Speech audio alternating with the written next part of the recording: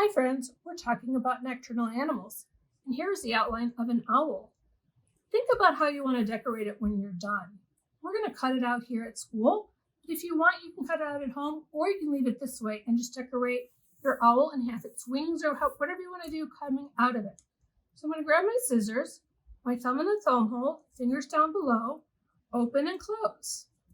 So you're going to come in from any angle that you like, hold it with your hand. You're going to turn the paper, notch your hand. You might have to readjust your hand a few times to cut. Open, close, open, close, open, close. Turn your paper, leave your hand. Open, close, turn the paper, close, open, close, open, close, open, close. Again, move the paper, notch your hand. Give it your best try. I've been practicing for a long time, cutting.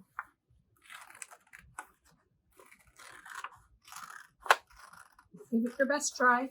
It does not have to be perfect. Do your best work. And here you go. Now, how are you going to decorate it? You can look in the recycling bin. You can use any of the paint we sent home. You can use markers, crayons, anything you have at home, watercolors. Make a choice. You can look in the recycling bin. Do you want to add feathers? Does it need a face? You decide. Have fun with it. Bye, friends.